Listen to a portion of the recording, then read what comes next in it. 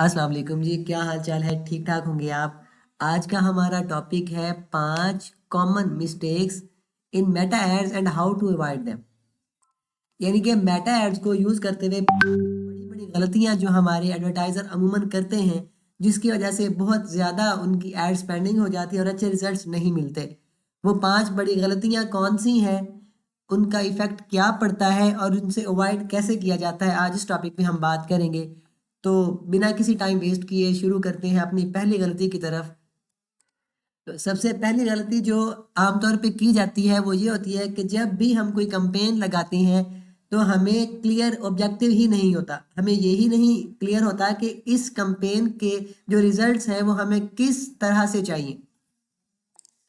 यानी कि जब वो कैंपेन लगा रहे होते हैं हमारे एडवर्टाइजर, तो वो जो क्लियर नहीं होते, लैक ऑफ डायरेक्शन होती है।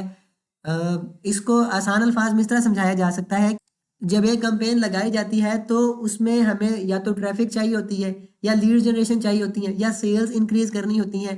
तो बाज़ का पर्पस हमारा होता है कि हम लीड्स जनरेट करें, लेकिन जो ऑब्जेक्टिव हम चूज करते हैं वो हम अवेयरनेस का चूज कर लेते हैं। इस तरह से वो हमारे जो मैट्रिक्स जो मेजरमेंट्स हमें चाहिए होती है वो हमें नहीं मिलती।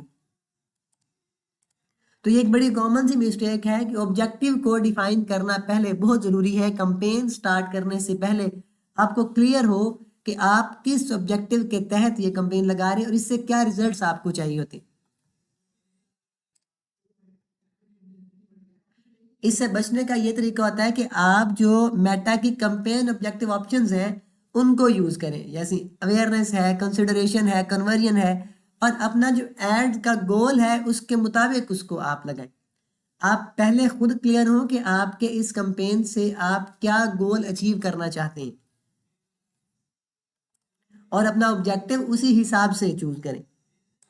जब आप ऑब्जेक्टिव चूज कर लें तो स्पेसिफिक मेजरेबल केपीआईज के ऊपर फोकस करें, यानी चेक करें कि कॉस्ट पर लीड कितनी आ रही है, क्लिक थ्रू रेट कितना आ रहा है, और रिटर्न ऑन एड स्पेंड कितना आ रहा है। जब आप मेजर करेंगे अपने केपीआईज को तो आपको अंदाजा हो जाएगा कि आपका ऑब्जेक्टिव ठीक से काम कर रहा है या नहीं कर रहा। यहाँ तीसरा पॉइंट भी यही है जो ऊपर हमने डिस्कस किया था कि जो रॉन्ग ऑब्जेक्टिव है उसको चूज करने से आपको हमेशा अवॉइड करना है, क्योंकि अगर आप ट्रैफिक का कैंपेन लगा रहे हैं और आपने ट्रैफिक का ऑब्जेक्टिव चूज किया है, तो उससे आपको कन्वर्जन तो नहीं आ सकती, उससे आप कन्वर्जन एक्सपेक्ट नहीं कर सकते। तो आसान अल्फाज में अगर हम इसको समझने की कोशिश करें तो defining the clear objective is the most important mistake that advertiser make. पहले नंबर के पीछे रीजन भी यही है कि अगर आपका ऑब्जेक्टिव ही स्टार्ट में ही आपने अपना गोल ही गलत डिफाइन किया है, आपने अपना ऑब्जेक्टिव ही ठीक से चूज नहीं किया, तो आपको अच्छे रिजल्ट्स मिल ही नहीं सकते। दूसरे नंबर पे जो आमतौर पे अमूमन गलती की जाती है वो है ignoring audience targeting. Casting too wide a net or targeting the wrong audience can result in low engagement and wasted ad spend. Conversely, overly narrow targeting can limit your reach. बहुत ज़्यादा वाइड टारगेटिंग भी और बहुत ज़्यादा limited targeting भी, narrow targeting भी, दोनों तरह की जो टारगेटिंग है वो आपके एड्स के लिए बहुत अच्छी साबित नहीं हो सकती। ना आप उसको बाज़ का बहुत ज़्यादा लिमिटेड या नैरो कर सकते हैं और ना ही सिर्फ उसको वाइड रख के उसके ऊपर काम कर सकते हैं। यानी कि कोई रूल नहीं है कि आपको लिमिटेड ही रखना है या आपको वाइड। इसके लिए एक इस कॉमन मिस्टेक से बचने के लिए हमें क्या करना चाहिए? सबसे पहले use Meta audience tool such as custom audience, lookalike audience and detailed target to refine your audience. Meta ने खुद ही कुछ टूल्स प्रोवाइड किए हैं जिसमें हम उस custom audience, lookalike audience, detailed target audience, इन ऑडियंसेस के जरिए से हम अपनी ऑडियंस को रिफाइन कर सकते हैं। इनको यूज करते हुए अपनी ऑडियंस को ज़्यादा से ज़्यादा अच्छा और इम्प्रूव कर सकते हैं। दूसरा तरीका यह है कि हम मुख्तलिफ ऑडियंस सेगमेंट को टेस्ट करें ताकि हम रिस्पॉन्सिव ग्रुप को आइडेंटिफाई कर सकें, यानी मुख्तलिफ ऑडियंस हम टेस्ट करें। कहीं हम फीमेल टेस्ट करें, कहीं हम मेल टेस्ट करें, कहीं हम लुकालाइक ऑडियंस के ज़रिए से, कस्टम ऑडियंस के ज़रिए से अलग अलग ऑडियंसेस बना के उनकी टेस्टिंग कर सकते हैं। तीसरा तरीका ये है कि आप अपनी वेबसाइट, ईमेल लिस्ट और पास्ट कैंपेन्स के जरिए से अपनी ऑडियंस को डिफाइन करें और उनके जरिए से अच्छी एक ऑप्टिमाइज तैयार करके उनके जरिए आप रेवेन्यू जनरेट कर सकते हैं।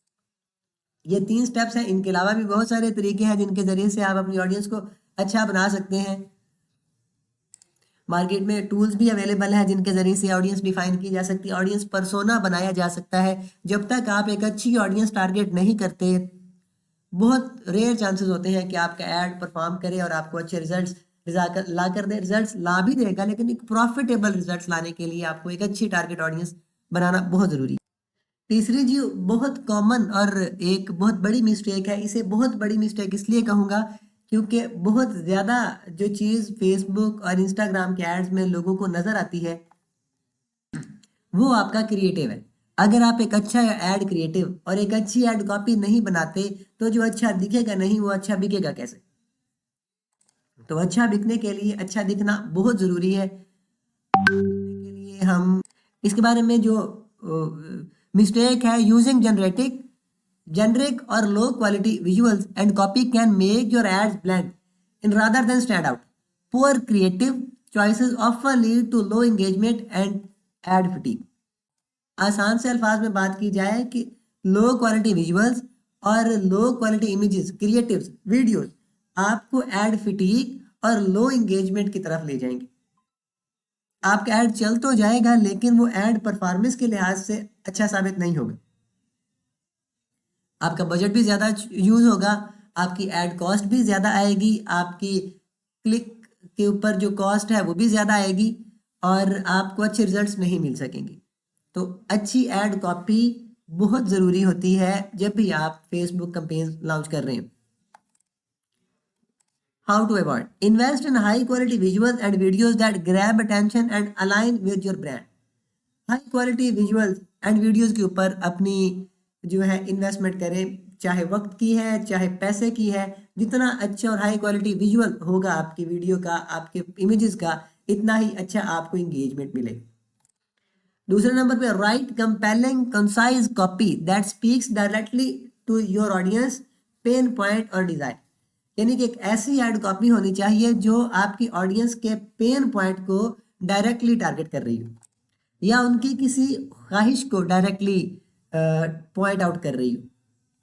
तीसरा पॉइंट इसमें यह है कि आप डिफरेंट क्रिएटिव्स टेस्ट करें। Carousel ads, video ads, single image ads, इस तरह के जो मुख्तलिफ एड्स की ऑप्शन हमें मेटा ने दिए हुए हैं उनको आप यूज़ करें और मुख्तलिफ एड क्रिएटिव्स टेस्ट करें अपने एड के अंदर, कैंपेन के अंदर, और वहाँ से फिगर आउट करें कि कौन सा एड क्रिएटिव आपके लिए अच्छा परफॉर्म कर रहा है। चौथे नंबर पे अपने क्रिएटिव्स को रेगुलरली रिफ्रेश करते रहें, एक ही ऐड को घिसते ना जाएं। इस तरह से आप ऐड फिटीक में फंस जाएंगे। मीन्स कि एक वक्त ऐसा आएगा कि आपके एड्स के ऊपर रिस्पांस आना बंद हो जाएगा क्योंकि आपको एक ही ऐड को बार बार घिसाई जाएंगे। इससे मेटा ये जान लेता है कि इसके पास कोई क्रिएटिविटी नहीं है, एक ही चीज़ को बार बार महीना 2 महीने से घिसाई जा रहा है। तो अपने एड्स को फ्रेश रखना भी बहुत ज़रूरी है। चौथे नंबर पे जो मेन पॉइंट मैंने इसमें नोट किया है वो है overlooking the importance of funnel. Funnel यानी स्टेजेस जो है, एक कस्टमर जर्नी जो है उसको ओवरलुक कर जाना, उसकी इंपॉर्टेंस को नज़रअंदाज कर जाना।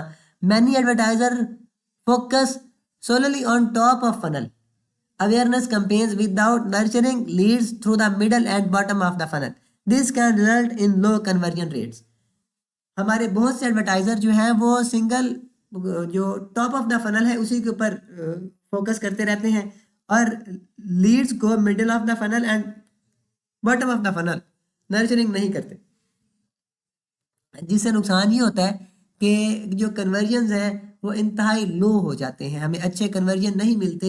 जबकि हमें अच्छे कन्वर्जन के लिए तीनों फनल्स को लेके चलना होता है। सबसे पहले अवेयरनेस के लिए या इंगेजमेंट के लिए टॉप ऑफ द फनल जाएं, फिर हम उनकी कंसिडरेशन के लिए और उनकी कम्युनिटी बिल्डिंग के लिए मिडल ऑफ द फनल, और तीसरे नंबर पे जो हमारे एड्स हों वो बॉटम ऑफ द फनल हों जिसमें हमारे ऑफर्स वगैरह हों, ताकि जो एक कस्टमर है या कंज्यूमर है जो हमारा ऐड देख रहा है, जब उसको बार बार हमारा ऐड दिखेगा तो एटलीस्ट वो कन्वर्ट होने के लिए तैयार हो जाएगा।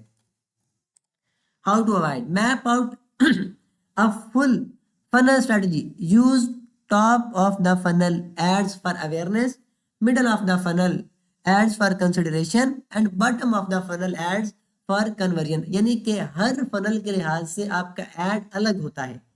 यह नहीं है कि अवेयरनेस के लिए भी आप एक ही एड यूज कर रहे हैं और कंसिडरेशन या एंगेजमेंट के लिए भी एक ही एड यूज कर रहे हैं और फिर कन्वर्जन के लिए भी आप वही एड यूज कर रहे हैं।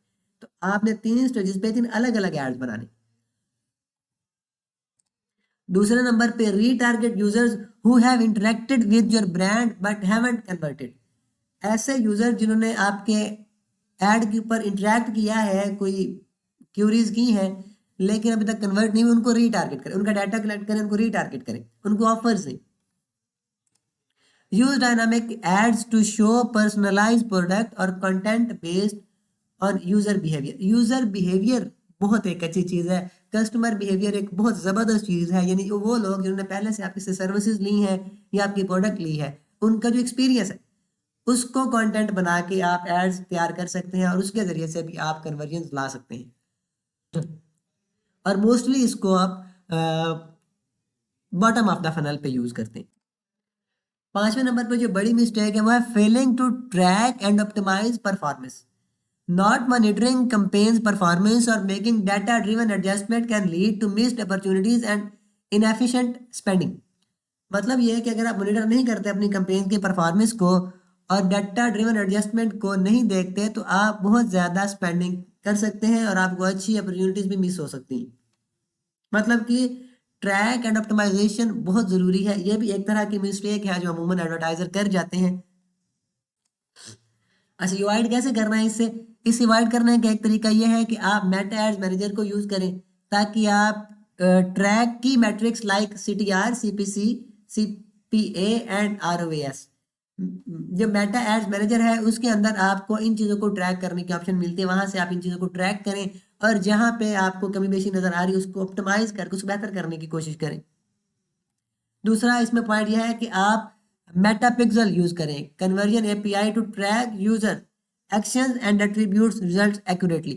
आप मेटापिक्सल यूज करें ताकि आप यूजर्स के एक्शंस को ट्रैक कर सकें एक्यूरेटली कि वो जब भी आपकी वेबसाइट पे आता है वो क्या एक्शन कर रहा है, किस तरह से वो रिस्पॉन्स कर रहा है, वो वापस क्यों जा रहा है, कहाँ से जा रहा है, ये सारी एक्टिविटीज वो आपको ट्रैक करके देगा। उसके मुताबिक भी आप अपनी जो एड्स हैं, जो कंपेन्स हैं, उनको बेहतर कर सकते हैं। तीसरा पॉइंट इसमें यह है कि आप A/B टेस्ट कंडक्ट करें, compare different ad elements like headline, images, CTAs and optimise based on result.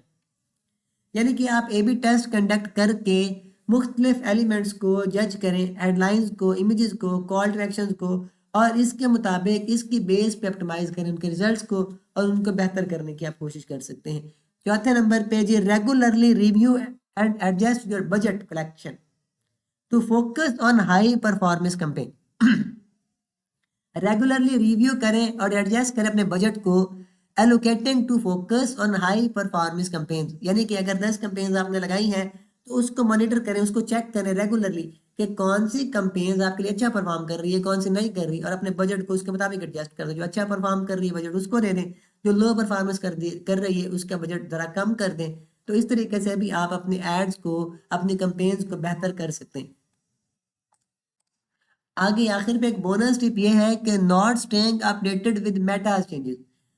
Meta frequently updates its algorithm, ad policies and features. Failing to stay informed can lead to non compliant ads और missed opportunity. आपको हमेशा Meta की updates के साथ जो है वो Meta की अपडेट्स को आपको फोकस में रखना चाहिए। आपको हमेशा उनके पेजेस को लाइक फॉलो करते रहें ताकि जब भी वो कोई चेंज करें अपनी पॉलिसीज के अंदर आपको उसकी पहले से इल्म हो।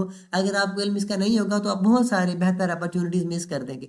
हाउ टू अवॉइड इस गलती से बचने के लिए कौन सी टिप्स आप ले सकते हैं? Follow Meta's official blog and announcements for update. Number 2, join advertiser communities और forums to stay informed about best practices and trends. Number 3, regularly review your campaigns to ensure compliance with Meta ads policy. इन 3 tips के जरिए से आप Meta के जो policies हैं, जो तब्दीलियां हैं, जो अपडेट्स हैं, उनको भी चेक कर सकते हैं। उनको भी नज़र में रख के आप अपने एड्स को बेहतर बना सकते हैं। अगर आपको हमारी वीडियो से कुछ थोड़ी सी भी मदद मिली हो तो चैनल को ज़रूर लाइक कीजिएगा, सब्सक्राइब कीजिएगा।